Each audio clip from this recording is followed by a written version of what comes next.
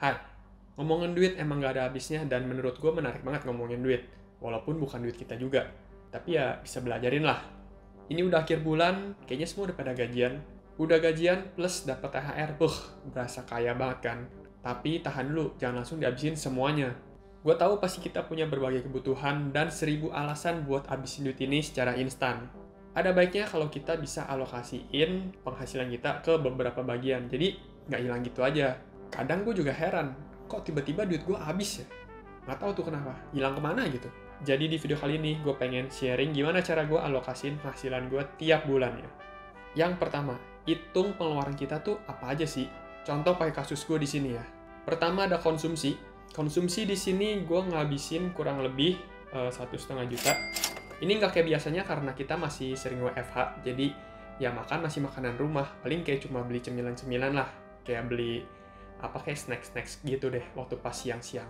Terus ada transportasi, ini gue taruh 500.000. Ini tuh buat gue biaya bensin sama parkir kalau misalkan ke kantor atau ketemu klien atau ya buat jalan-jalan aja gitu. Ini ya biasa juga lebih sih, cuma karena masih WFH jadinya nggak sering pergi-pergi keluar kan. Terus yang ketiga ada belanja. Belanja gue taruh 500.000 karena sebenarnya gue nggak setiap bulan belanja sih. Jadi kayak mungkin 2 bulan sekali gitu. Tapi ini gue rata-ratain aja sebulan gue taruh 500.000. Biasa gue sukanya beli barang-barang elektronik. Gue jarang belanja yang kayak hal-hal kecil gitu. Tapi kayak langsung yang lumayan gede gitu. Jadi 2 bulan sekali gue belanjanya.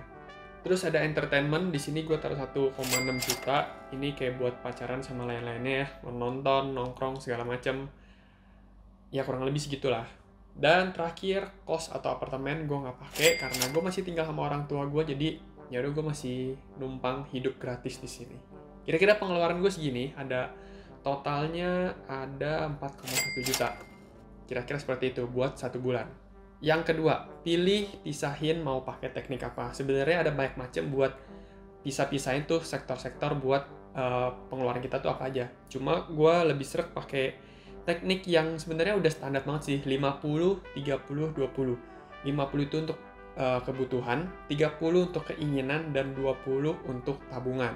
Sebenarnya menurut gue angka ini sih nggak paten 50-30, bisa disesuaikan nanti sesuai sama penghasilan kalian. Cuma ya standarnya 50-30 aja sih, biar nggak ribet gitu.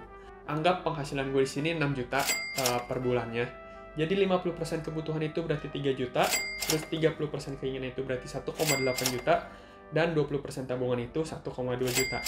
Terus kita masukin pengeluaran gue yang tadi udah di list ke dalam bidang-bidangnya nih. Konsumsi dan transportasi gue masukin ke bagian kebutuhan, ini totalnya 2 juta.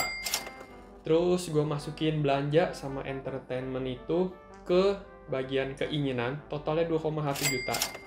Ya agak kelewatan dikit. Dan terakhir tabungan, berarti sisanya itu gue taruh 1,9 juta. Dan ini lebih dari yang seharusnya. Berarti proporsi gue nih masih aman banget gitu. Nah, dari sini kita bisa tahu kalau pengeluaran kita itu gede di mana dan kecil di mana. Dan kita bisa adjust sesuai kebutuhan kita nih. Tapi menurut gue jangan pernah kecilin dari kebutuhan sama tabungan. Karena itu menurut gue core lah yang paling penting gitu. Tapi kalau misalnya mau di-press dari keinginan aja. Tapi ya jangan terlalu rendah juga sih. Nanti kalian nggak bisa menikmati hidup gitu. Terus seiring berjalannya waktu, kalian kan pasti penghasilannya lebih dong. Mungkin gue di sini contoh 6 juta, mungkin gue tahun depan bisa jadi 8 juta atau 9 juta atau lebih gitu kan. Nah, 50, 30, 20 ini tuh bisa di-adjust. Contoh sekarang gue terapin gaji gue nih 6 juta, gue bisa pakai 50, 30, 20. Dimana ya masih make sense lah ya. Tapi kalau misalkan nanti gaji gue udah 10 juta, gue bisa ubah nih. Jadi 40, 20, 40. Misalkan 40% itu kebutuhan, yang dimana berarti 4 juta, terus 20% keinginan berarti 2 juta, dan 40% tabungan 4 juta juga.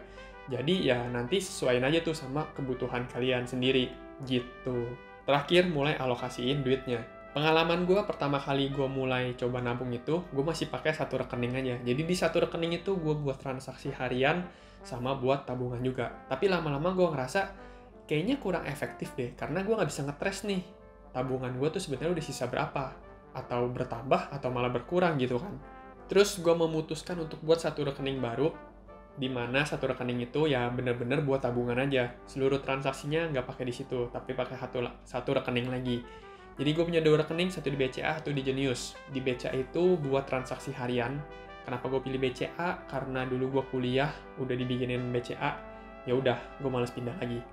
Terus gue buat satu Genius, di situ gue taruh tabungan semua di situ. Dan bisa investasi juga di sana, bisa pakai deposito. Kalau kalian penasaran Genius depositonya gimana, kalian bisa cek di sini ya. Di sini atau di sini? Gue rada lupa. Kira-kira gitu. Tapi kalau kalian mau pakai satu rekening juga sih nggak masalah. Cuma kalian harus pinter-pinter buat ngetrace aja sih tabungan kalian udah seberapa dan pengeluaran kalian itu seberapa. Jadi kalian harus rajin buat baca mutasi atau kalian catat sendiri pengeluaran kalian. Kayak gitu. Tips dari gua, yang pertama kali setiap bulan habis kalian dapet duit, gajian atau apapun itu, kalian langsung simpen tabungan itu ke satu rekening lain atau kalian catatlah tabungan kalian. Jangan tunggu sampai akhir bulan lagi, kalian udah habisin duitnya buat kebutuhan, entertainment, dan segala macam, kalian baru tabung. Percaya sama gua, pasti tabungannya bakal lebih sedikit dari yang ditargetin atau malah nggak nabung sama sekali. Jadi kalau bisa dari awal langsung disimpan, kalau misalkan di akhir bulan ada lebih, ya ditambahin lagi deh tabungannya. Gitu. Jadi lumayan kan, nambah gede lagi tabungannya. Jadi kira-kira seperti itu cara buat alokasiin gaji. Yang pertama kalian hitung dulu pengeluarannya apa aja. Terus kalian pilih tekniknya mau berapa persen kalian alokasiin gaji kalian atau penghasilan kalian. Dan yang terakhir kalian langsung mulai alokasiin, jangan pakai mikir panjang babi bu bebo, langsung aja masukin ke rekening lain. Atau pakai sendiri juga nggak apa-apa, yang satunya sama, tapi catat. Jangan sampai nggak dicatat. Oke, mungkin semoga bermanfaat video kali ini. Selamat mencoba.